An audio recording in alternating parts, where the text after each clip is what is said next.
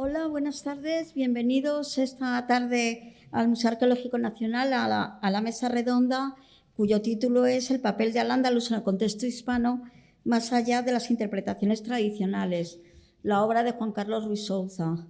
En primer lugar, decirles que estaba previsto que hiciera la presentación la directora del propio museo. Me ha pedido que la disculpe ante ustedes, puesto que le ha surgido un compromiso ineludible, pero que traslade tanto a todos los ponentes como a la familia aquí presente, etcétera, el cariño que se le tenía al profesor Ruiz Souza, tanto desde el Ministerio, con el que colaboró en numerosos proyectos, con Acción Cultural Exterior y, por supuesto, con el propio museo. Y se preguntarán por qué tiene lugar esta mesa redonda aquí y hoy. ¿Por qué hoy? Pues un pequeño homenaje que rendimos desde este museo y sus compañeros, por supuesto, al profesor e investigador Juan Carlos Ruiz Souza, que acaban de publicar sus compañeros una compilación de sus artículos en un libro, y que es una recopilación de 17 artículos prologados por el profesor Banco Torviso y que recoge todas las inquietudes del profesor Ruiz Souza, en la que daba una visión del papel del Al-Ándalus en el contexto hispano, más allá de todas aquellas interpretaciones tradicionales. En muchas ocasiones revolucionó con las tesis establecidas hasta ese momento. ¿Y por qué en el MAN? Pues porque el profesor Ruiz Souza, en ese empeño y en ese carácter que él tenía de crear sinergias entre museos, universidad, investigadores, pues creó una gran relación con este Museo Arqueológico Nacional. Era muy habitual verle en sus salas, paseando con sus alumnos, descubriéndoles el mundo andalusí con entusiasmo, como siempre hacía él, a través de estas colecciones y estos objetos.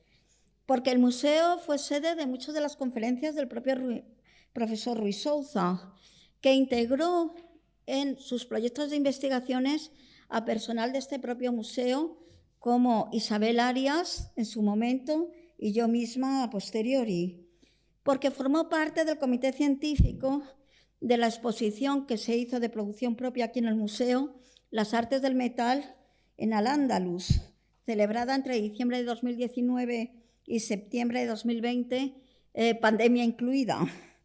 Y quizás también una de sus últimas conferencias presenciales en España, esto pueden corregirme los ponentes aquí presentes, tuvo lugar aquí, en este salón de actos, en el ciclo de conferencias que fue paralelo a la exposición Las artes del metal en Al-Ándalus, junto con Susana Calvo Capilla, el 20 de enero de 2010. Por todas esas razones, creemos que es de obligado cumplimiento pues, hacer un pequeño y humilde homenaje al profesor a través, con motivo de la publicación de un libro que compila todos sus artículos. Entre los intervinientes, que paso a presentarles ahora mismo, de mi izquierda al fondo tendríamos a la profesora Susana Calvo Capilla, profesora del Departamento de Historia del Arte de la Universidad Complutense de Madrid, y cuyo tema de investigación se centra en el estudio de la cultura visual islámica y el arte en Al-Ándalus, que se ha interesado por el análisis de las mezquitas de Al-Ándalus y sus programas epigráficos, así como por los espacios de ciencia andalusíes y la pervivencia de la antigüedad clásica. Ha dirigido con el profesor Ruiz Souza 2 proyectos de investigación I+D+I del Ministerio de Economía y Competitividad, donde desarrollaron investigaciones sobre la recuperación de las redes de intercambio cultural y artístico en el Mediterráneo, de Al-Ándalus a Egipto y Siria, y de Al-Ándalus a los reinos cristianos peninsulares, uno de los temas fundamentales y eje en la labor investigadora de Juan Carlos Ruiz Souza. A su izquierda tenemos al doctor, arquitecto y profesor de investigación especializado en arquitectura islámica, Antonio Almagro, de la Escuela de Estudios Árabes de Granada, del Consejo Superior de Investigaciones Científicas, actualmente ya jubilado, y que anteriormente desarrolló su actividad profesional en la Dirección General de Bellas Artes, en el Instituto de Patrimonio Cultural de España y en las Escuelas de Arquitectura de Madrid y Granada. En 2008 ingresó en la Real Academia de Bellas Artes de San Fernando, en donde contribuía y continúa con su labor de investigación. En 2016 recibió el Premio Nacional de Restauración y Conservación de Bienes Culturales. Los temas y los ejes comunes con el profesor Juan Carlos Ruiz Souza fueron el Palacio Especializado y la génesis del Estado moderno y las arquitecturas aljamiadas y otros grados de asimilación, y en concreto mucho más específicamente sobre los Reales Alcázares de Sevilla. A su izquierda se encuentra Marta Pozayagüe, que es profesora también de la Universidad Complutense, doctora en Filosofía y Letras por la Universidad Autónoma de Madrid y desde 2016 profesora del Departamento de Historia del Arte, como hemos dicho, en la Universidad Complutense. Centra su investigación de manera prioritaria en el panorama del románico peninsular, especialmente en el valor que adquiere la imagen en sus diversos soportes y emplazamientos, así como su carácter performativo y su nivel de comunicación e interacción con los diferentes auditorios para los que fue diseñada, sin olvidar la intencionalidad y proyección de la promoción artística regia castellana de finales del siglo XII e inicios del siglo XIII. Personajes, geografías y cronologías compartidas, en parte con otro de los grandes hitos en la producción de Juan Carlos Ruiz Souza, el del papel del arzobispo Jiménez de Rada en Toledo y su análisis sobre la revolución, tradición y asimilación de las formas artísticas en la corona de Castilla en el siglo XIII. A su izquierda se encuentra el profesor Javier Martínez de Aguirre, catedrático del Departamento de Historia del Arte de la Universidad Complutense de Madrid. En su actividad investigadora, centrada en el arte medieval hispano entre los siglos X y XV, ha puesto el foco sobre los promotores y sus intenciones, sobre los artistas y sus circunstancias, sobre las obras, sus contextos, referentes y significados. Entre las problemáticas históricas compartidas con Juan Carlos Ruiz Souza se encuentran las relativas a la perduración y renovación de la tradición, los fenómenos polifacéticos de asimilación y el alcance de los particularismos que, con tan distintos matices, se manifestaron en los espacios funerarios medievales ibéricos. Y finalmente, al final de la mesa se encuentra don José Luis Senra Gabriel Galán, igualmente doctor en Historia del Arte por la Universidad Autónoma de Madrid. Tras más de una década como docente en el Departamento de Historia del Arte de la Universidad de Santiago de Compostela en 2011, se integró en el Departamento de Historia del Arte de la Universidad Complutense de Madrid, en donde en la actualidad ejerce como catedrático. Su investigación se centra en el arte de la plena Edad Media desde una aproximación integradora del conjunto de sus disciplinas visuales con el espacio y la liturgia como ejes fundamentales de articulación. En este sentido, ha dirigido 3 proyectos de investigación I+D+I del Ministerio de Economía y Competitividad, centrados en el origen y primer desarrollo de la Catedral de Santiago y en la internacionalización de la cultura monástica en los reinos noroccidentales de la península ibérica. La concreción de los matices tipológico-espaciales y la secuenciación de sus analogías y variaciones con sus respectivos impactos se presentan como intereses circunstanciales a la trayectoria investigadora de Juan Carlos Ruiz Souza. Dicho esto y presentada toda la mesa, empezaremos, yo creo que una primera ronda por preguntarles a todos los presentes en la mesa cuáles creen que fueron las principales aportaciones en esa labor de investigación, en esa labor de estudio, qué es lo que aportó el profesor Souza a la historia del arte. Y sin más, pasamos, es un placer, lo primero, agradecer a todos los ponentes su presencia hoy aquí, agradecer a los presentes su asistencia y empezamos con este primer turno de preguntas. Bueno, buenas tardes a todos y todas. Muchas gracias al Museo Arqueológico Nacional y a ti, Beatriz, por organizar esta mesa redonda donde podamos hablar de la contribución como historiador del arte de Juan Carlos Ruiz Souza. Antes de nada, y siguiendo un poco con las personas que estamos aquí presentes, quería transmitirles las palabras de Isidro Bango Torviso, que tenía previsto venir aquí y que finalmente por problemas de salud no ha podido estar. y quería que, bueno, que les transmitiera que su deseo era estar aquí por la admiración que sentía por el que fue su alumno y doctorando, Juan Carlos. Bueno, a mí me toca un poco abordar el tema de su aportación, evidentemente, en los temas comunes, aunque evidentemente con Juan Carlos temas comunes eran casi todos en la vida. En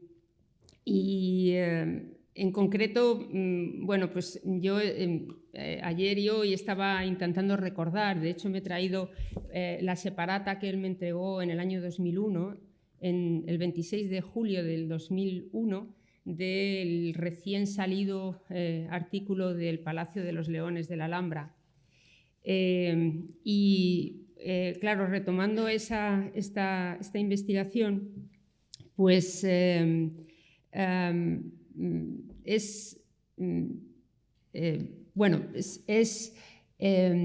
dijéramos, el origen de tantos estudios que le dedicó al Palacio de la Alhambra, y a partir de ahí su interés también por otras cuestiones del arte islámico. Y no sé si leerles el primer párrafo del artículo, porque es un poco una semblanza del autor. Una de sus máximas, que bueno, todos los que estamos aquí conocemos y además compartíamos con él, o él nos animaba a compartir, una de sus máximas es que no había que tener miedo por enfrentarse a las grandes obras del arte español. Incluso aunque pareciera que todo estaba dicho sobre grandes edificios, pues como la Mezquita de Córdoba, la Alhambra de Granada, yo qué sé, el Monasterio de las Huelgas, la Sinagoga del Tránsito.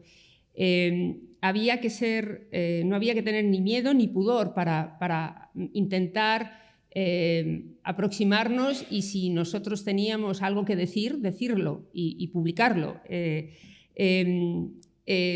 Y eso, bueno, a través de unos ojos distintos, o hacer una lectura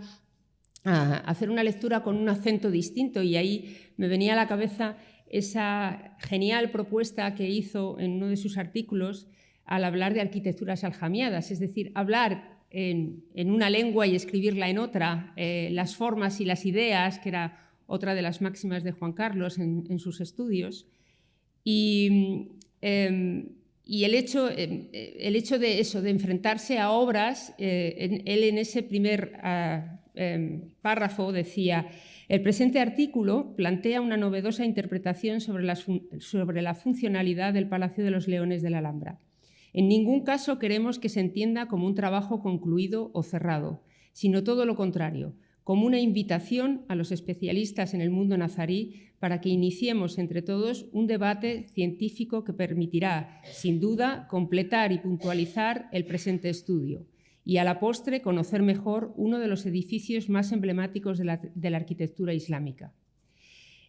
Aquí está condensado un poco, bueno, pues la forma de trabajar de Juan Carlos.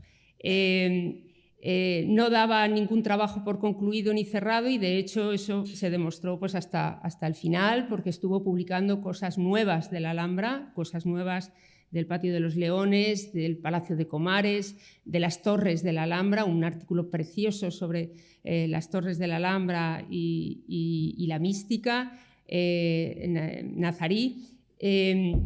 De manera que, bueno, pues esa era una de sus principales formas, ¿no?, de abordar los edificios. Y luego, otra de las cosas que aparecen es su generosidad intelectual. Dice: para que iniciemos todos un debate científico. Es decir, muchas veces a los que le rodeábamos nos ofrecía su propia visión de lo que le estábamos contando, y nos abría un camino completamente nuevo y una perspectiva que no se nos había ocurrido, y que de repente nos permitía seguir adelante, ¿no? Bueno, aparte de esa máxima de abordar edificios hay veces que, de hecho, después de la publicación de este artículo, parecía que este artículo había sido una ocurrencia de Juan Carlos. Sin embargo, detrás de este artículo había una cantidad de horas de reflexión, de meditar, todo lo que iba a decir. Nada está improvisado en este artículo, todo está pensado, todo está argumentado. Se le acusó de no tener argumentos y todo está absolutamente argumentado. Otra cosa es que, bueno, como él decía, se abría un debate y hay cosas que se demostrarían y otras que no, o que no se pueden demostrar y se quedan así. Pero evidentemente él mostraba toda su erudición para intentar argumentar a favor de su hipótesis, ¿no? Y esa es una de las cosas que mostraba en sus trabajos, ¿no? y de las cosas que aportaba a todos los estudios que realizaba, y es su inmensa memoria visual. Conocía todos los rincones de España, era capaz de relacionar unas cosas con otras a primer golpe de vista, y su enorme erudición, es decir, él sabía pues, de todo, te podía dar claves pistas para buscar un libro, o para buscar en tal libro, o para buscar tal cosa. Su enorme erudición también está presente en esos primeros trabajos, ¿no? Donde abordaba estos grandes edificios. Y de ahí, bueno, dijéramos que otra de las aportaciones, y esto lo dice a continuación en esa misma página de este artículo, era volver a descubrir los edificios o volver a leer esos edificios en un contexto, en un paisaje monumental, que es una expresión que aprendimos de nuestro maestro, que era Isidro Bango, esa apertura, ese ver los edificios en un escenario muchísimo más grande. Y eso es un poco lo que también abordábamos en esos proyectos de investigación, ¿no? A la luz del Mediterráneo. Ese Mediterráneo, esa parte cuando pensábamos ese título, decía, bueno, en esa época, a diferencia de lo que es hoy, el Mediterráneo era un espacio abierto, o un espacio que permitía el trasiego de gentes y el movimiento de gentes en todos los sentidos del Mediterráneo. Hoy, del sur al norte, es prácticamente imposible moverse, y sin embargo, desde la antigüedad hasta la Edad Media, hasta el siglo XV, el movimiento era más fluido de lo que probablemente es hoy. Probablemente, seguro. Entonces, ese paisaje monumental y ese volver a leer los edificios, él decía aquí, la Alhambra se ha considerado un unicum, se ha visto siempre aislada como un producto del ingenio español, que es lo que se decía en el siglo XIX, ¿no? Pero es que la Alhambra hay que entenderla conociendo la arquitectura mameluca del Cairo, conociendo la arquitectura meriní del otro lado del estrecho, conociendo la arquitectura del Mediterráneo. Incluso en los últimos años trabajó mucho sobre Sicilia, por ejemplo.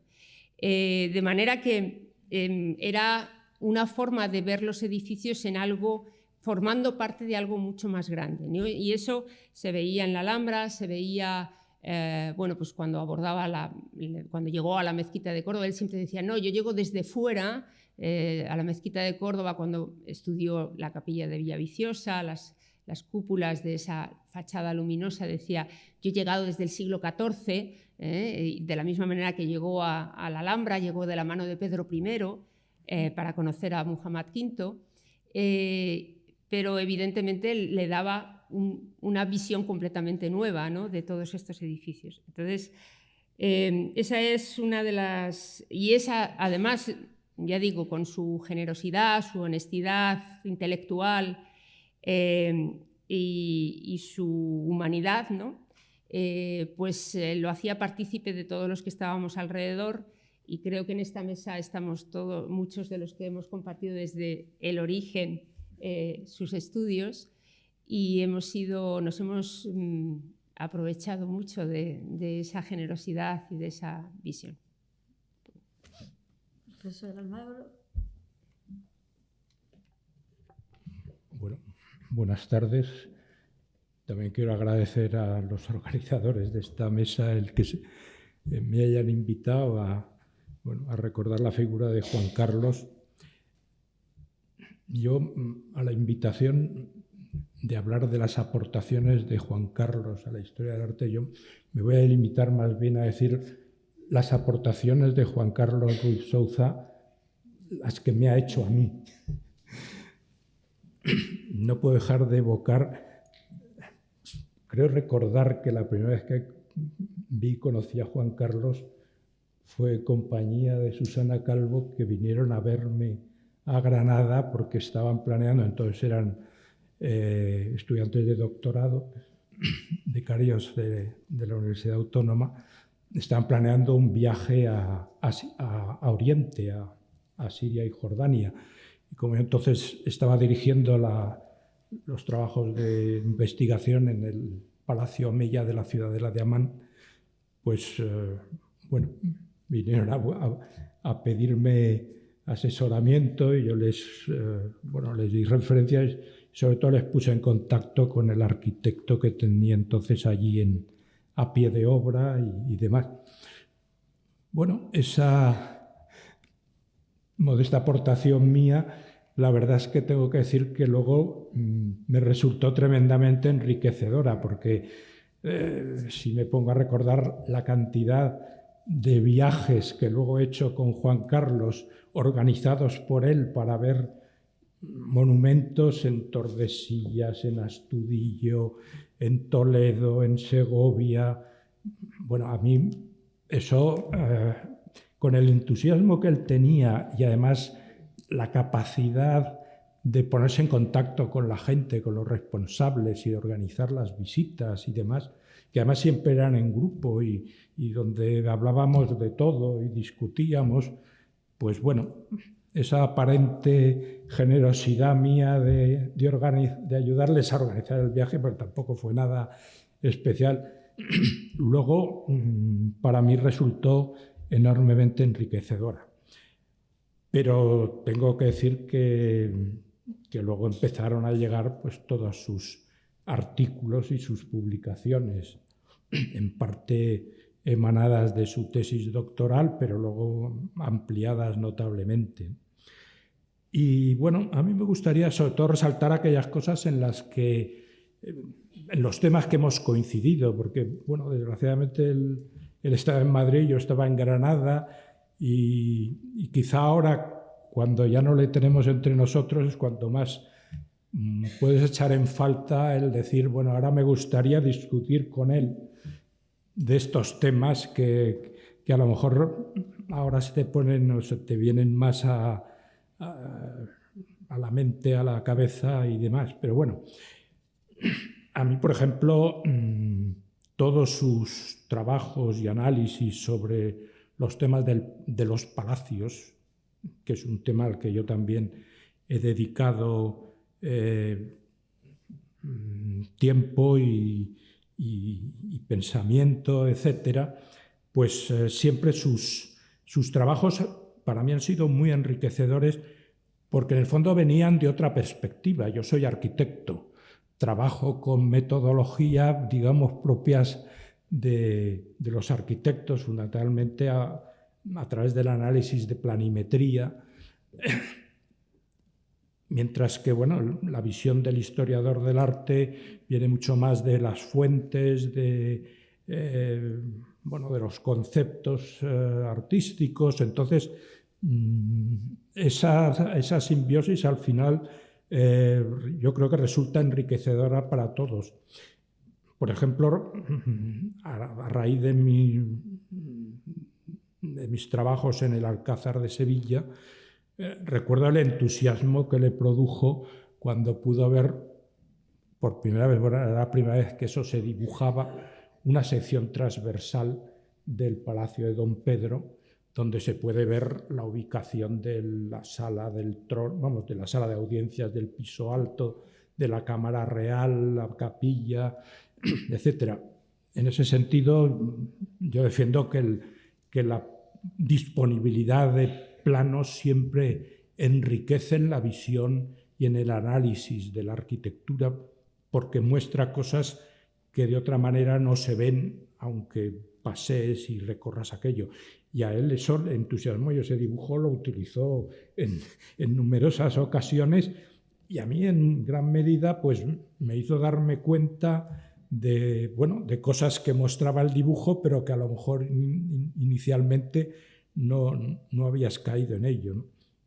Y bueno, de ahí todo el mundo, toda la problemática de la interrelación entre el mundo cristiano y el mundo musulmán, en eso que fue Al-Ándalus, y que yo creo que sí, la definición de Al-Ándalus es la parte de la península que estaba bajo dominio musulmán, pero al final la cultura de Al-Ándalus fue mucho más general y se implantó en gran medida en el Reino de Castilla, mucho más que, como él mismo señalaba, que en otras zonas, sobre todo, por ejemplo, Aragón, que habiendo tenido también una presencia islámica importante, ahí no cuaja como en Castilla esas influencias.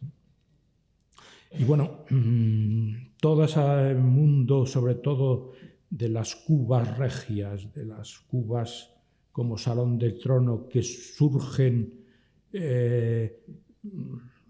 por supuesto, sobre todo en Granada, pero también con algunos precedentes anteriores, pero que también en Castilla tienen una expresión, incluso por número, muchísimo mayor, y todo lo que plantea cómo ha surgido ese modelo. A mí ahora me gustaría volver a discutir con él de esas cosas. De Roma, o empezaban en el mundo mesopotámico y tampoco terminaban en el XIV, sino que iban mucho más allá.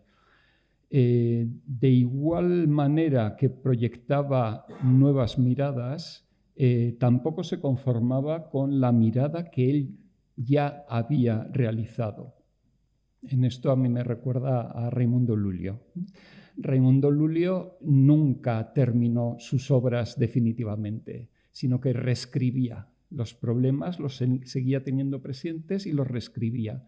Y Juan Carlos ha seguido escribiendo sobre esos grandes asuntos que le llamaron la atención desde el principio, y aportando de nuevo nuevas cosas, ampliando las fronteras del conocimiento.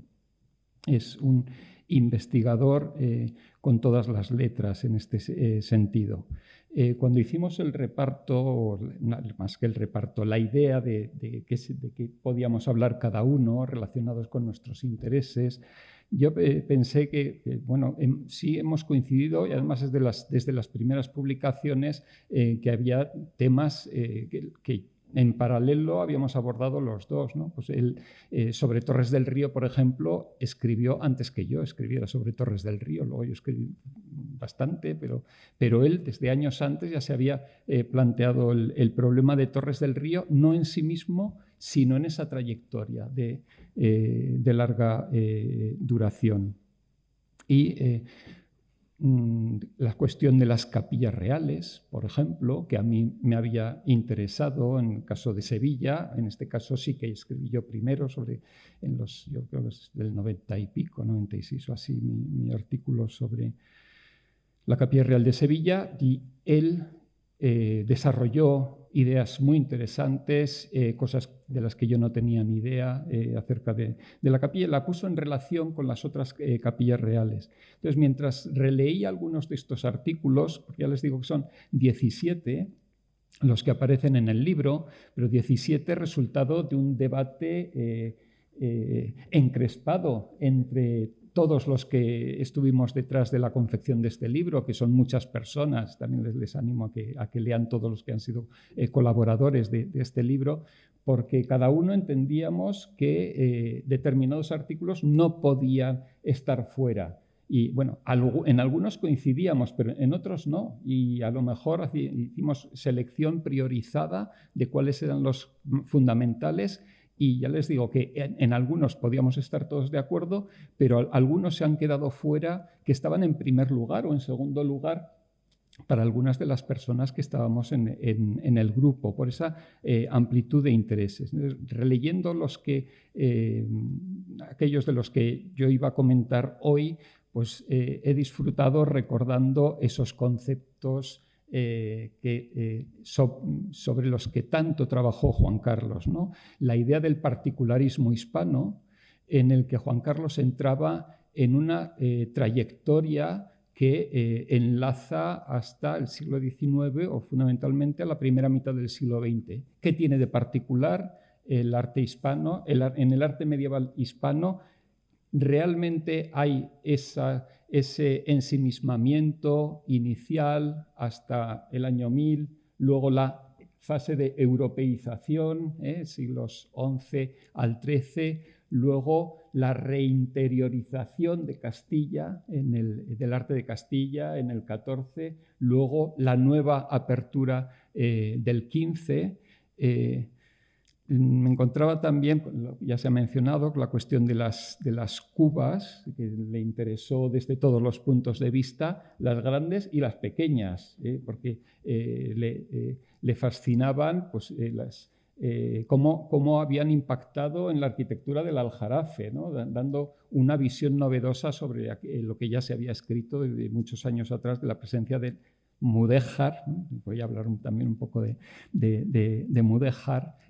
Inventando términos, se ha mencionado la aplicación del término aljamiado al mundo artístico, que es una aportación muy brillante, inventando términos utilizando términos como la tabernaculización y todavía más la prototabernaculización de la arquitectura castellana, dándose cuenta de algo en lo que no había caído en general la historiografía, y es cómo hay en el mundo castellano una dirección contraria a lo que ha sido normal en la arquitectura medieval, que es que la zona del santuario es más recogida que la zona de la nave. Y así ha sido pues, desde las basílicas paleocristianas, en el mundo románico, todavía en el gótico, pero hay un momento en el que eso cambia radicalmente, y es cierto que cuando uno pasea por Castilla no hace falta acercarse a las localidades porque los perfiles de muchas iglesias castellanas son distintos de los perfiles que hay en la zona. Yo soy de Navarro, he trabajado también mucho sobre románico aragonés, sobre mundo aragonés. Hay otras zonas donde lo normal es que la parte oriental sea más recogida, y en cambio en Castilla es frecuente que uno vea que la parte del santuario se eleva por encima del resto. Esa es la tabernaculización, que tendría una prototabernaculización en el XIV. La cuestión de la asimilación.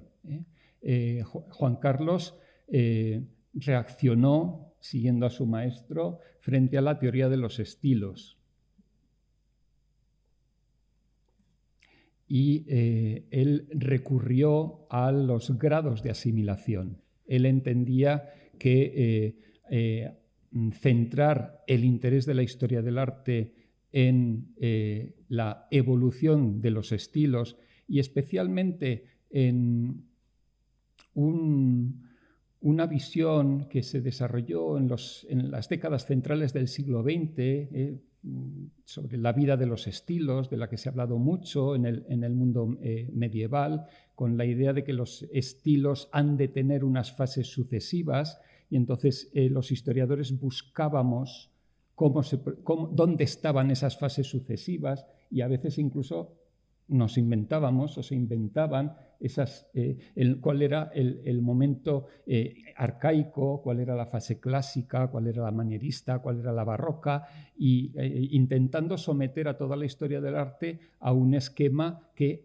en algunos casos puede funcionar y en la mayor parte de los casos no. Entonces, Juan Carlos reaccionaba frente a esa teoría de los estilos, y en la relación Al-Ándalus-Castilla, él defendía la idea de la asimilación, de los distintos grados de asimilación, y rechazando, evidentemente, términos como el de mudéjar, que normalmente rechazaba en los escritos educadamente. Por ejemplo, decía el pasado desenfocado, o un concepto o un término desafortunado, pero a veces también se le escapaba. Ahí tiene escrito que el mudéjar es un disparate, ¿no? Entonces, la cuestión de los vínculos entre los distintos registros de la cultura.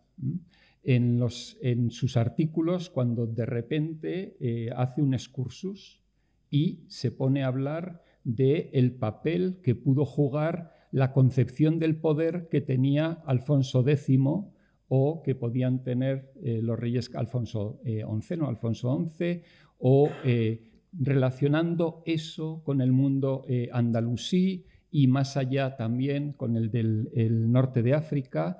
Y esos excursus eran necesarios para su discurso porque aportaba una clave interpretativa que va más allá de la materialidad de los edificios. Los distintos ritmos en las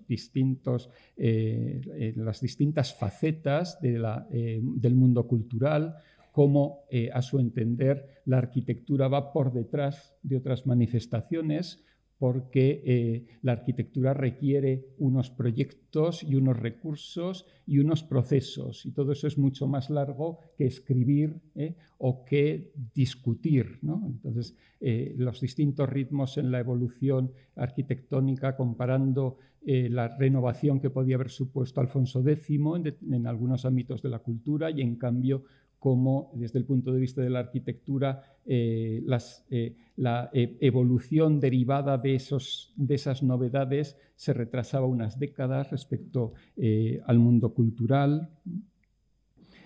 Y lo que hay de emulación, lo que hay de admiración, y con esto conecto con lo que decía el doctor Almagro sobre el mundo castellano y el mundo andalusí,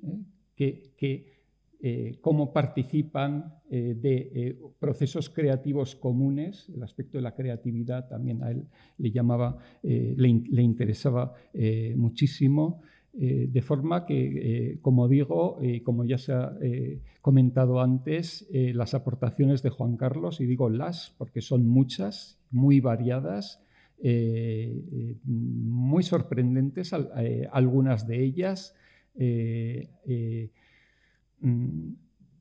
forman parte ineludible de lo mejor que se ha hecho en historia del arte medieval hispano en las últimas décadas. Gracias.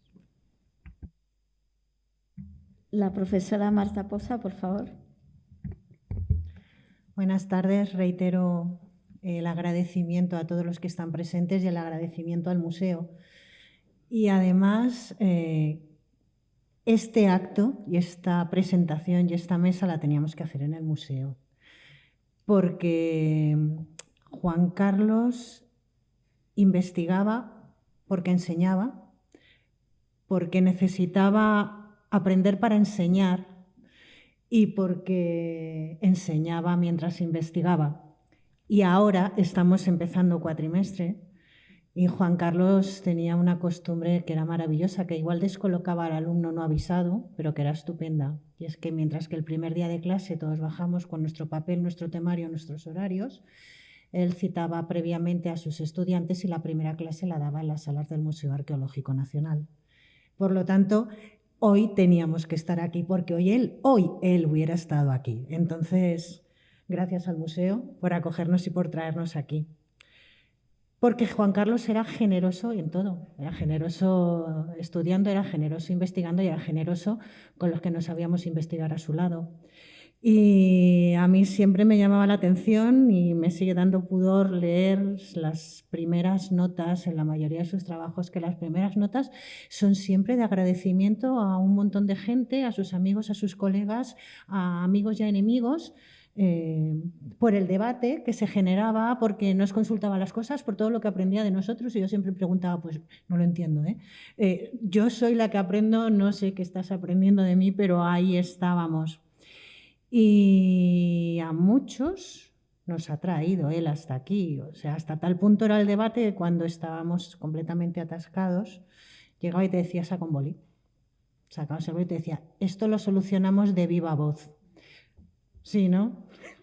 Esto lo solucionamos de viva voz. Cuando el resto no sabíamos por dónde nos venía el aire, él nos resolvía en 5 minutos una historia y parte de mis primeros trabajos están o son dependientes de esa viva voz y de los viajes compartidos, porque cada uno escribió su tesis, cada uno firmó su tesis, pero Juan Carlos tiene un poquito de todas nuestras tesis, porque con todos ha salido, a todos nos ha dado ideas, a todos nos ha abierto los ojos en algún momento y a todos nos ha enseñado lo que es el trabajo compartido y sobre todo nos ha enseñado a emocionarnos. Si no lo teníamos ya de serie, nos ha enseñado lo que es la emoción en la historia del arte.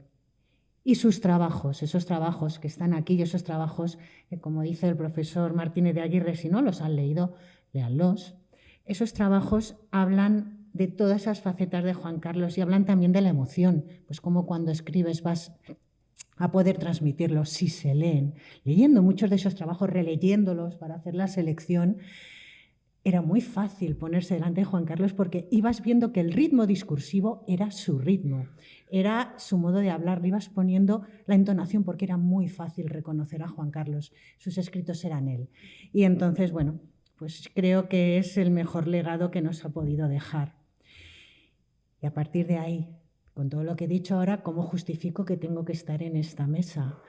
¿Cuáles son mis investigaciones o qué es lo que puedo yo destacar de las investigaciones de Juan Carlos? Que también todo se ha dicho, si no llega a ser por su viva voz no hubiera estado aquí, pero con todo el cariño del mundo nos las tuvimos bastante divertidas.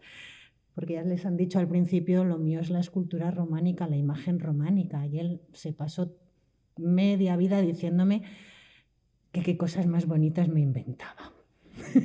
Que dónde veía yo en la piedra lo que decía, qué veía y mucho más allá, que cómo podía darle el significado que yo le daba.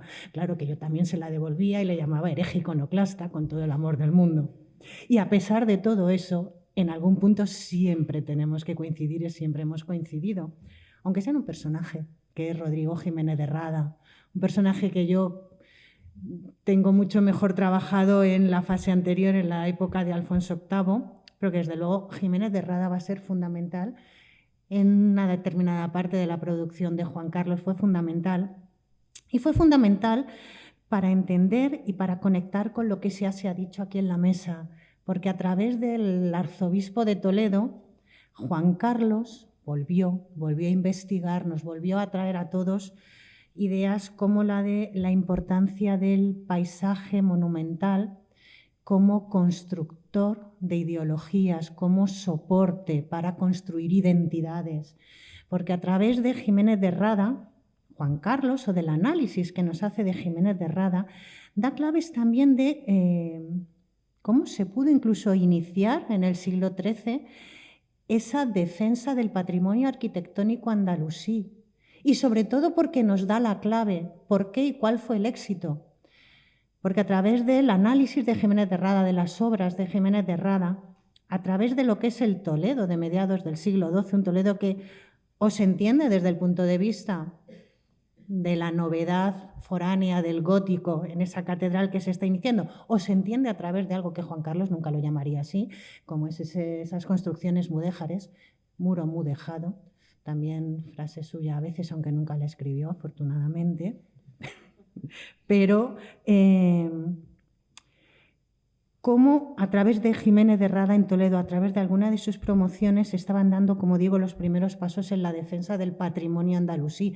Cómo a lo mejor, no lo sé, no lo sabríamos, pero cómo a través de esa intervención de alguna de las ideas que pronunció, tenemos la mezquita, porque fue uno de los primeros en manifestar el valor de la mezquita, el arzobispo toledano, y cuál fue el valor y la habilidad que tuvo Juan Carlos para descubrirlo, porque Jiménez de Rada supo distinguir entre cultura árabe, entre arabización e islamización. Era tan fácil como saber acercarse a ese patrimonio arquitectónico de Al-Ándalus, despojándolo del componente religioso como realmente había que despojarlo. Porque además eso le ayudaba a entender, y eso es lo que instrumentalizó Jiménez de Rada en Toledo, eso ayudó a entender las manifestaciones o las construcciones de la comunidad mozárabe toledana, una comunidad que en el fondo era una herencia tardoantigua, era la herencia de la romanidad, de lo visigodo,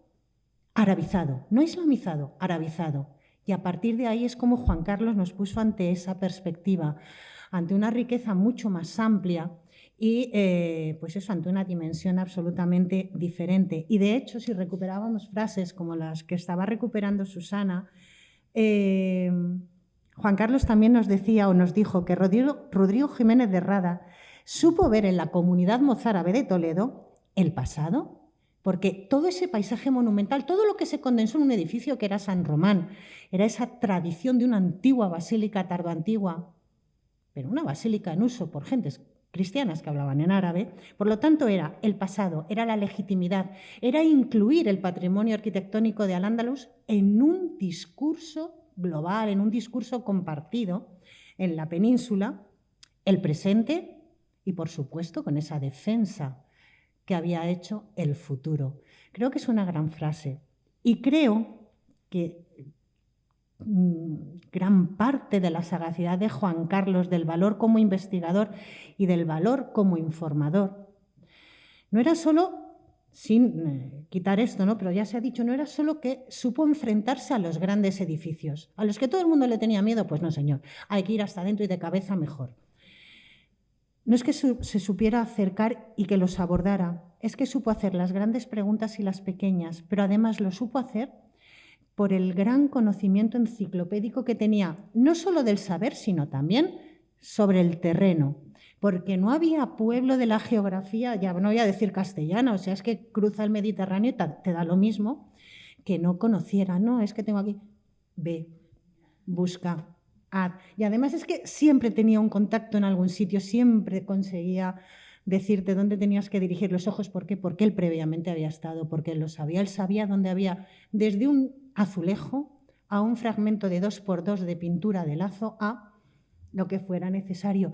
Y eso le permitía, pues eso, tener esa visión global, lo grande, lo más cercano, lo pequeño. Y todo eso es lo que nos va plasmando, lo que nos ha dejado en los distintos aspectos a los que él se acercó, a los que él abordó. Y sí, aquí lo dejo. El profesor José Luis Serra, por favor. Le voy a hacer la misma pregunta que a los demás. José Luis, si me lo permites. Gracias, Beatriz. Bueno, yo voy a reiterar el agradecimiento a la institución por haber posibilitado, ¿no?, que estemos todos aquí evocando a una persona como Juan Carlos y, bueno, a este número de personas tan elevado, ¿no? Que yo creo que acongojaría un poco al receptor de este homenaje, ¿no? Wow, me estoy poniendo un poco malo ya. Bueno, yo esta mañana, creo que esta mañana fue, como he estado corrigiendo exámenes, tengo la percepción del tiempo un poco afectada.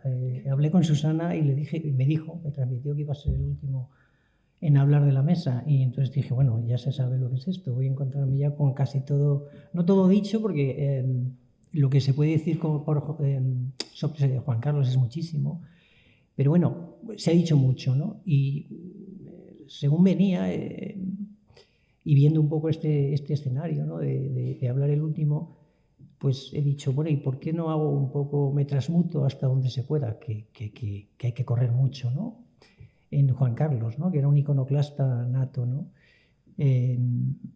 Bueno, mi forma de ser es, obviamente, está en las antípodas de él, porque yo no soy ni muchísimo menos lo que fue él, que era una fuerza telúrica, verdaderamente, ¿no? Una cosa inalcanzable completamente. Pero sí que quiero, como se ha hablado mucho de la obra que se ha publicado, ¿no?, el libro que nos ha traído aquí. Yo quería, en lo posible, y dado que era un hombre de acción, Juan Carlos Roig Ceruza era un hombre de acción, pero de acción, hiperacción. Y la acción es el área más vulnerable al paso del tiempo y a la memoria, porque la obra escrita queda ahí, pero la acción es muy atmosférica, ¿no? Es muy frágil al tiempo. Y evidentemente yo no pretendo aquí, con la evocación que voy a hacer, que esto permanezca por los siglos de los siglos, evidentemente, ¿no? Sino sencillamente transmitir un poco algunos trazos que definían muy bien la personalidad de Juan Carlos, ¿no? Más allá de lo escrito, ¿no? Porque lo escrito verdaderamente, bueno, ya se ha hablado mucho, es una obra verdaderamente versátil, verdaderamente poligonal, verdaderamente fascinante, verdaderamente valiente, y subrayo valiente, porque cuando uno ve las fechas, la distancia cronológica que hay entre que él se lanzó al ruedo de la investigación y empezó a publicar artículos de altísimo riesgo, ¿no? Es sobrecogedor. Yo como espectador, porque yo conocí a Juan Carlos Ruiz Souza, si no recuerdo mal, en el otoño del 92. Está aquí, tengo algunos compañeros que me podrán situar, pero bueno, es intrascendente, un año más, uno menos. Pero cuando leí el prólogo de Isidro Bango y dijo 30 años, efectivamente me sobrecogí, porque es exactamente la simetría, es simétrico, es decir, esa relación se produjo hace 30 años. Cuando yo era justamente contratado de investigación, entonces llamado becario, predoctoral en la Universidad Autónoma, y trabajábamos en proyectos de investigación del profesor Isidro Bango, y teníamos un espacio, que recordarán mis compañeros, un espacio amplio de trabajo allí, un aula, digamos, jubilada, en donde estábamos todos, y fue el principio de todo esto, ¿no?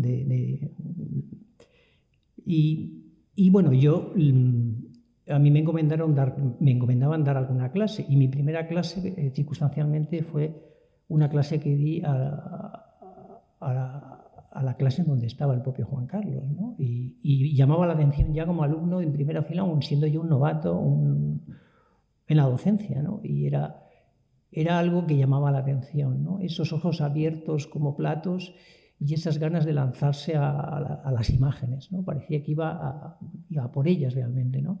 Y posteriormente, cuando acabó la licenciatura, se integró dentro de este espacio, de este proyecto de investigación, bueno, está aquí mi compañera Gemma Palomo, que se acordará muy bien, porque nos asignaron a los veteranos entre comillas, nos asignaron a un joven padawan, y entonces a mí me asignaron a Juan Carlos. Y claro, yo no lo conocía entonces, pero claro, las credenciales fueron atómicas, es que no se puede decir de otra manera, ¿no? Como era él, o sea, sencillamente decir, pero ¿esto qué es, no? Una cosa completamente singular, sin precedentes y desde luego sin consecuentes, ¿no? Yo recuerdo que cuando yo, claro, le tenía que iniciar en las primeras labores de trabajo allí, ¿no? Y realmente es que era una capacidad de englutir información y de querer más y de hacerlo todo pluscuamperfecto y dame más y más y más, que sobrecogía, sencillamente sobrecogía, ¿no? Y te dabas rápidamente cuenta de que era algo singular, una persona completamente singular, una persona sin parangón en lo que se refiere a lo que yo había vivido hasta entonces, que tampoco era demasiado, pero sí que lo suficiente como para llamar la atención, que te llamara la atención una personalidad tan particular, ¿no? Y bueno, a partir de ahí, bueno, se generó una amistad muy fuerte, muy fuerte, ¿no? Que bueno, tuvo como es lógico en todas estas cuestiones de la amistad, pues bueno, yo estuve fuera de Madrid, entonces bueno, quizá me separé, o sea, tuve una distancia un poco mayor respecto a él, pero siempre, de alguna manera, siempre había un contacto ahí continuo, ¿no? Y luego, bueno, sencillamente en 2011 yo me vine a Madrid desde Santiago y un poco impulsado por él, porque yo tenía mis dudas de venirme a Madrid, digo, Madrid otra vez, qué pereza, tal, y Juan Carlos, bueno, con su explosividad, ¿no? Me dijo, pero vamos, que tenía que venir sí o sí a Madrid, como fuera o me traía él, ¿no? Bueno, y aquí estoy, ¿no? Entonces muchas veces digo que el último impulso para venir a Madrid a mí me lo dio Juan Carlos Ruiz Souza, ¿no? Como no podía ser de otra manera, claro. Y luego, claro, ya lo conocí, digamos, retomé el contacto mucho más fuerte, claro, a partir de trabajar los dos en el mismo departamento, el distinto departamento, y añorado y recordado para siempre de Historia del Arte Medieval, ¿no? Cuya última directora está aquí en la sala, Matilde Azcárate, y sobre esto quería hablar un poco también, ¿no? Rompiendo un poco el discurso y rompiendo incluso un poco el muro que tenemos aquí entre el estrado y las butacas, ¿no? Y haciendo partícipe también a personas que bien pudieran estar en estas mesas, porque en estas sillas, que son desde luego intercambiables, ¿no? Está aquí Antonio García Flores, que podía estar aquí, le podíamos hacer espacio aquí, está Gemma Palomo, que también podría estar aquí, o está compañeros del departamento actual y del anterior extinto que también podrían estar en esta mesa, ¿no? Yo quiero significar también en este sentido lo que significó Juan Carlos Rey Souza para, más allá, insisto, de su obra escrita, como absoluto dinamizador, clave dinamizador del Departamento de Historia del Arte Medieval y posteriormente del Departamento de Historia del Arte cuando se unificaron las tres áreas, medieval, moderno y contemporáneo, ¿no? Él jugó un papel absolutamente fundamental, ¿no? Para que esto se produjera, sobre todo con entusiasmo, claro, que es lo que él destilaba por todos los poros, ¿no? Siempre con un positivismo tremendo, ¿no? Siempre con ganas de sumar, con ganas de añadir. Ya cuando estaba trabajando en la última fase del Departamento de Historia del Arte Medieval, de la mano de Matilde Azcárate, que tuvieron les tocó, digamos, sepultar, si se puede decir así, ese departamento para generar el nuevo, ¿no? Y como digo, tuvo un papel muy importante porque, bueno, salió de la dirección de uno y se incorporó en la dirección del otro para sumar y para sumar, ¿no? Y en este sentido también quiero subrayar su compromiso con la historia del arte como disciplina. Juan Carlos Rey Souza fue una persona que militaba en la defensa a ultranza de la disciplina de la historia del arte, que durante mucho tiempo, como saben, ha sido, hombre, yo no diría maltratada, pero sí ha habido intentos, el último de ellos no hace tantísimo, porque fue en 2005, cuando el entonces Consejo de Coordinación Universitaria, la Subcomisión de Humanidades de entonces, trató de eliminar la disciplina a nivel de licenciatura para regresarla, inyectarla de nuevo digamos, a disciplinas entre comillas matrices como la historia, etcétera, ¿no? Y Juan Carlos ahí se revolvió como no podía ser de otra manera, ¿no? No recuerdo ese periodo tan oscuro porque, bueno, finalmente no se produjo esa fusión y dejaron la disciplina viva, pero repito, en 2005, que no hace tantísimo tiempo de esto, hubo intentos de acabar con ella, ¿no? Y Juan Carlos Rey Souza estuvo dando la batalla como no podía ser, insisto, de otra manera, ¿no? Ya de un modo más prosaico o más anecdótico, yo cuando me incorporé al Departamento de Historia del Arte Medieval en 2011, acababa de llegar, bueno, en el momento que antes de incorporarme yo estaba en un congreso en Santiago de Chile y entonces le pedí a Juan Carlos si me podía dar las primeras clases del primer cuatrimestre porque no estaba aquí. Y mi sorpresa fue, y esto también habla de la talla humana de Juan Carlos, ¿no? Yo llegué como 2 semanas después y él se había ocupado de dar mis clases, ¿no? a aquella promoción. Y cuando llegué, yo dije, ¿pero aquí qué pasa? O sea, había hecho, no sé, una hagiografía de mi persona, como si allí fuera a llegar yo qué sé, Gombrich a dar clase. Y yo me quedé completamente sobrecogido y dije, ¿pero qué ha hecho este buen hombre, no?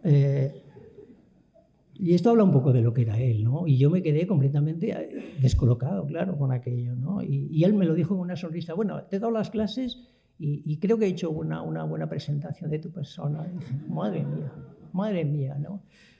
Y en ese sentido también querría recordar otra anécdota que recordarán también muchos y muchas de quienes están aquí. Bueno, quizás no, tiene un regusto un poco amargo, ¿no? Pero también es la traigo un poco para recordar su...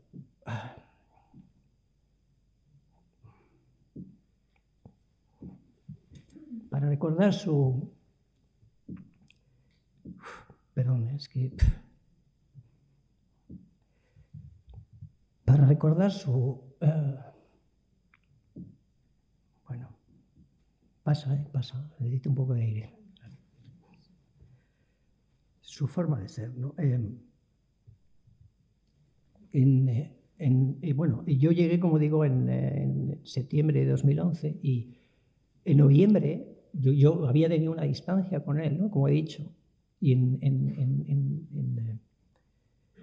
noviembre de 2011 se produjeron las quintas jornadas, si no recuerdo mal, de Complutenses de Arte Medieval, creadas por aquí por mi compañero querido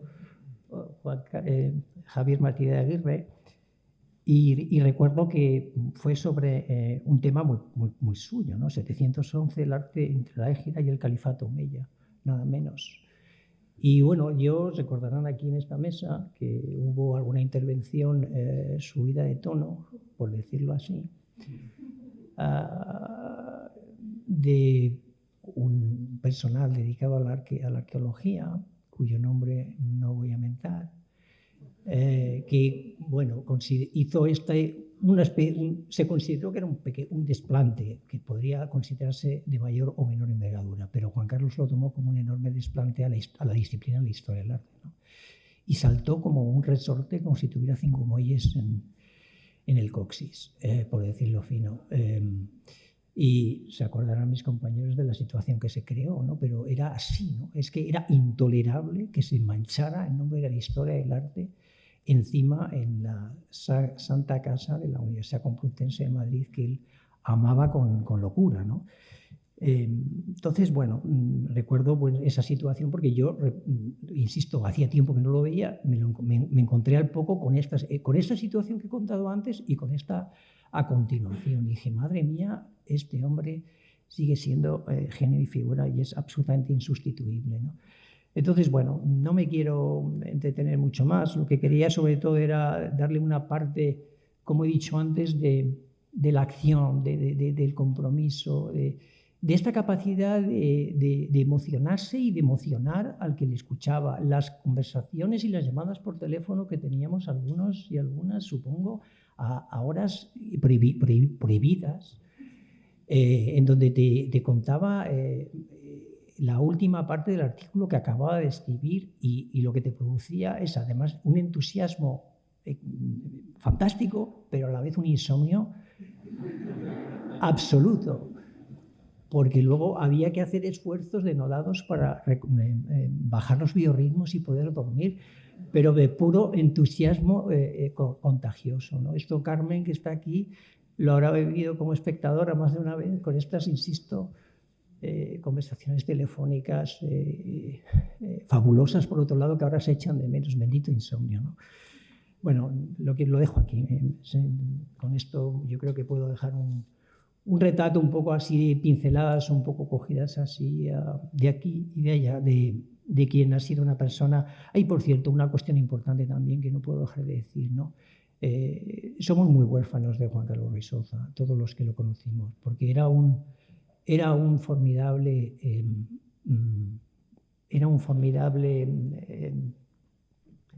generaba una cohesión entre todos verdaderamente impresionante, ¿no? Es decir, tenía la capacidad de unir a los diferentes, ¿no? A los diferentes y a los muy diferentes, y la orfandad que nota uno con su marcha es enorme, ¿no? Esto lo hemos comentado entre muchas personas de quienes trabajamos con él o quienes lo hemos conocido, y realmente ha pasado ya un tiempo y sigue siendo muy difícil de cubrir esta orfandad, que supongo que no la dejaremos de tener, no la dejamos de tener nunca. Gracias.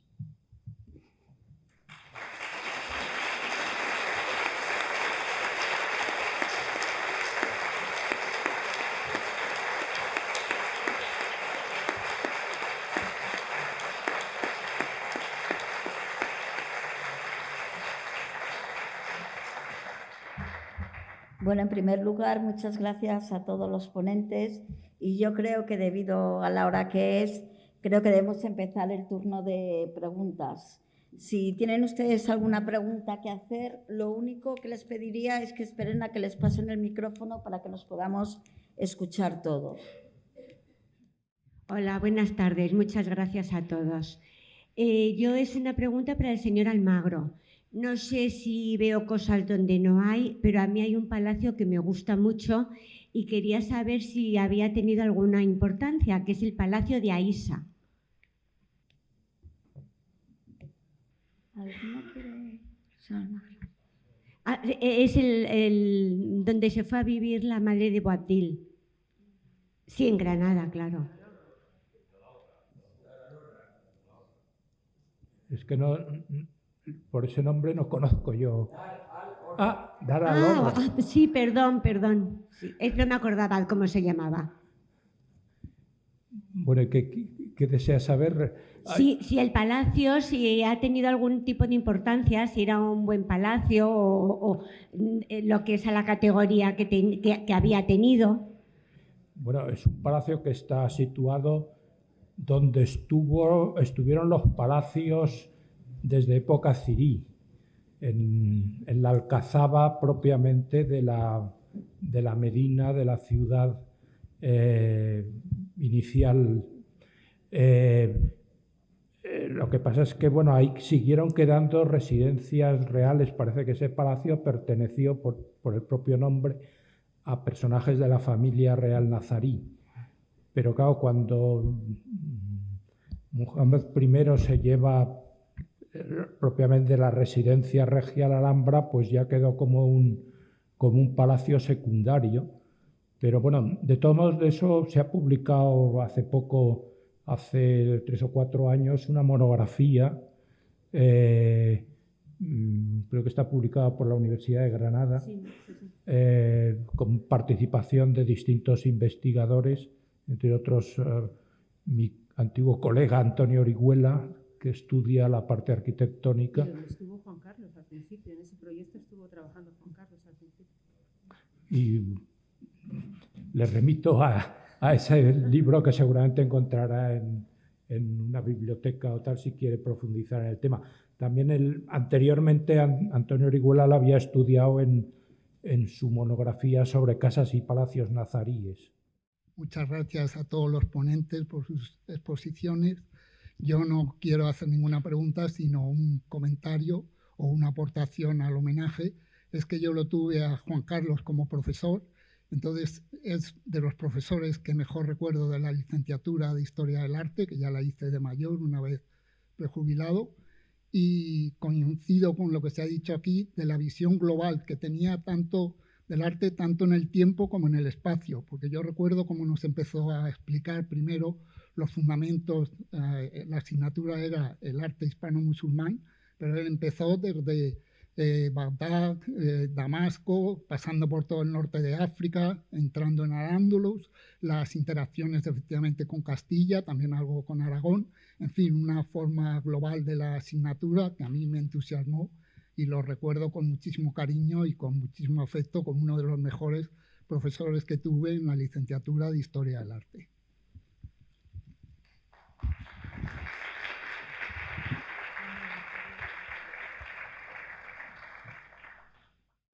Así para animar y que alguien intervenga más. Aquí se ha hablado, lo hemos mencionado todos y hemos utilizado distintas palabras como eso, aportaciones o visiones o cómo plasmaba sus hipótesis de una forma muy atrevida y muy valiente. Es que es una de las cosas que nos atraía a todos de Juan Carlos era su intuición, ¿no? Llegar a un sitio y ver cosas que nadie veía, alguien lo ha dicho, y una de sus preguntas típicas es, te enseñaba una foto o llegabas a un sitio y te decía, ¿tú qué ves aquí? Entonces, ahí tenías tú que empezar a pensar, Dios mío, ¿qué estará pensando?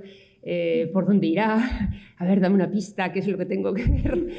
Y esa era una de las... bueno, nos ejercitaba la mente a todos porque en los viajes era constantemente eso, ¿no? Tú que ves aquí, ¿qué te dice esto, no? Hola a todos. Bueno, hablo en nombre de los dos, aunque hablo yo, que Fran es más discreto, pero yo creo que era que habéis hablado mucho del legado de Juan Carlos, de su aportación investigadora, ¿no? Lo que habéis vivido vosotros también como compañeros, pero yo creo que no podemos dejar de mencionar la escuela que él ha creado en los pocos, lamentablemente, años que ha tenido oportunidad de hacerlo y todos los discípulos que ha tenido, como nosotros no, precisamente justo no somos discípulos suyos, pero sí hemos vivido muy de cerca con muchos de ellos que hoy no han podido estar aquí. Yo creo que es de justicia por lo menos mencionarlo porque creo que es fundamental, lo que una de las grandes aportaciones a la historia del arte que ha hecho es el legado que va a dejar en el formato de sus discípulos, ¿no? Todas esas numerosas tesis que ha dirigido, los que hoy son profesores en distintas universidades españolas y que no necesariamente fueron alumnos de licenciatura o de grado, sino que ya muchos los ha cogido ya a nivel de doctorado, y yo creo que bueno, que no podíamos dejar de mencionarlo. Su generosidad también con otros doctorandos como éramos nosotros, ¿no? A los que no dejó de darnos ideas, de ayudarnos, de aportarnos nuevas visiones y bueno, ya está. No quiero quitar más tiempo, pero quería mencionarlo. Quería decir que ese entusiasmo que tenía Juan Carlos no solo se trasladaba dentro del ámbito académico, sino a otra serie de ámbitos, a personas que a lo mejor se habían quedado, bueno, en mi caso personal, se habían quedado un poco desconectadas en un momento determinado de ese ámbito académico, y que con el entusiasmo que te transmitía, pues gracias a ese entusiasmo yo estoy hoy aquí, por las conversaciones que tuve con Juan Carlos y ese entusiasmo que te transmitía que hacia adelante y abrirte nuevos mundos. Bueno, yo quería agradecer la celebración del acto y que fuera aquí, y llamar la atención sobre la disciplina, porque una de las cosas que más me unió a Juan Carlos fue nuestro amor a la disciplina y nuestra defensa de la disciplina. Y cómo cómo hay que mirar al futuro desde la disciplina, pero respetando lo que nos ha aportado el pasado. Es decir, éramos, o por lo menos compartíamos, la defensa de nuestros historiadores del pasado. Por supuesto, en la Complutense era más fácil porque estaba Tormo, ¿no? Pero el cómo deberíamos recuperar nuestra propia trayectoria para dar futuro a la disciplina. Ahora que estamos perdiendo alumnos, que estamos perdiendo visibilidad, que no sabemos muy bien cómo encajar las novedades que nos aporta tanto la docencia como la investigación, pues yo quería partir una vara por la disciplina, por la historia del arte. Tenemos métodos propios que debemos compartir con otras disciplinas, pero efectivamente lo importante es aprender a ver y enseñar a ver, y para eso una de las claves que pensábamos que cada vez es más difícil era enfrentarnos a la obra de arte directamente, o sea, no estar mediatizados por las fotos, sino ir directamente a la fuente que es el objeto de arte. Eso yo sé que cada vez es más difícil, pero también creo que nosotros nos hemos encargado de desprestigiar nuestras propias herramientas, como es el catálogo o el inventario o la descripción y demás. Yo creo que tenemos que recuperar las herramientas, por supuesto modernizadas y actualizadas, para seguir mirando y seguir viendo y seguir relacionando. Si no miramos las obras, no vamos a poder dar supervivencia a la disciplina. Y me da igual que sea una arquitectura o una caja, un guardapelo. Me da lo mismo, porque a mí son igual de importantes. Son artefactos culturales que nos hablan del pasado y del presente. Entonces, pues nada, invitar a los historiadores del arte a que vayan a ver, que vayan a los museos, que defiendan los museos y que además colaboren con las los que trabajan en los museos para ayudar a la docencia a que los alumnos puedan ir a ver las obras y no mediatizadas por la fotografía. O sea, era solo eso, porque la disciplina no lo tiene fácil y si no la defendemos nosotros, pues nadie va a venir a defenderla, ¿no?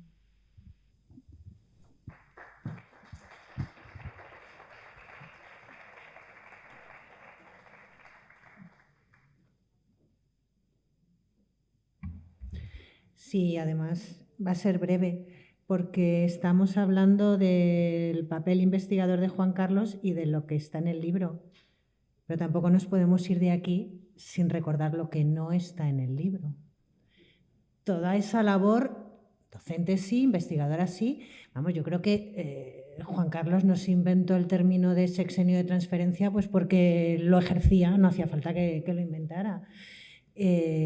Todo lo que hizo Juan Carlos, todo lo que nos embarcó Juan Carlos, también al margen de la investigación, Miguel, todo lo que se hizo para el Instituto Cervantes, que empezó con Juan Carlos, empezasteis él y tú con un Camino de Santiago maravilloso. Efectivamente. Y siguió con una... Joaquín. Así es. Ahí tenemos al fotógrafo del Camino de Santiago. El fotógrafo de Cervantes, una mezquita de Córdoba, unos rinconetes que estuvimos años dando otro perfil a las obras del Museo del Prado, y Juan Carlos fue el alma de todo aquello y el que nos metió.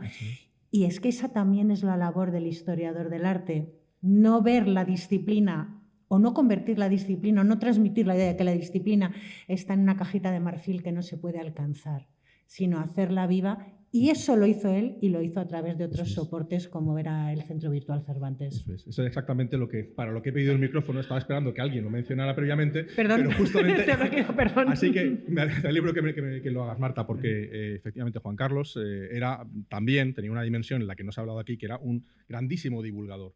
Y un grandísimo divulgador que además aprovechaba sus grandes virtudes humanas para aglutinar en torno a su entusiasmo a grupos de personas para poner en marcha equipos para hacer cosas realmente increíbles, ¿no? Yo, pues, mi experiencia personal como persona, digamos, que dirigía los contenidos del sitio web del Centro Virtual Cervantes, estamos hablando del año 97, 98, o sea, hace ya muchos años, ¿no? Hace ya 26 años, y bueno, pues a la hora de poner en marcha contenidos en aquellos tiempos primitivos de la web y demás, pues buscábamos cómo pues, encontrar contenidos relacionados pues, con la historia del arte, del patrimonio y demás, ¿no? Y enseguida pensé, digo, ya está, Juan Carlos, voy a llamarlo, a ver qué. Y nada, Juan Carlos vino allá al Alcalá de Henares, estuvimos hablando y dijo, no te preocupes que yo ahora mismo en una semana te monto un equipo y ya verás tú cómo empezamos a trabajar en ello, ¿no? Y efectivamente hicimos un gran proyecto primero que fue el Camino de Santiago en aquel año de compostelano del 99, 98 y efectivamente contamos con la gran ayuda de Joaquín Guijarro, gran fotógrafo que se hizo el Camino de Santiago en más de 1.500 fotografías. Y a partir de ahí pues empezamos a trabajar en muchísimos proyectos, una sección divulgativa como era Rinconete. Juan Carlos además no solamente, ya hablo de la parte del Instituto Cervantes, pero en todas las revistas de divulgación, Descubrir el Arte, La Aventura de la Historia, toda esta siempre tenía presencia y siempre involucraba a los demás en esos proyectos, ¿no? Recuerdo pues, el proyecto de la Mezquita de Córdoba que hicimos con Susana Calvo, un proyecto del que bueno, yo estaba muy orgulloso y que hicimos una visita a Córdoba, ¿os acordáis?, para presentarlo, en la que Juan Carlos defendió vivamente una de sus grandes aportaciones a la disciplina, como fue esa cosa de las cúpulas del Hakam y todas las cubiertas de la Mezquita de Córdoba, que lo defendió con gran entusiasmo ante pues eso, la mirada atónita de todos los académicos locales, ¿no? Y bueno, y con esa gran capacidad de trabajo que tenía y de hacer llegar en términos no académicos al gran público muchísimo contenido. Eso también es un factor que hay que tener en cuenta, ¿no? Porque una dimensión de Juan Carlos enorme y no tan valorada a lo mejor pues, en este entorno tan académico, pero que era importantísima, por supuesto. Bueno, justamente en esa misma labor, ¿no? Mi compañera Marta y yo nos empeñamos en que en este libro figurara la introducción que él hizo para otro libro de divulgación que fueron las rutas de Isabel, ¿cómo se titulaba? Las rutas de una reina viajera, que se hizo lo mismo en un centenario de la muerte de Isabel. Él montó el equipo para hacer todos los textos de todas esas rutas. Es una especie de guía de viaje donde íbamos recorriendo los caminos con Isabel.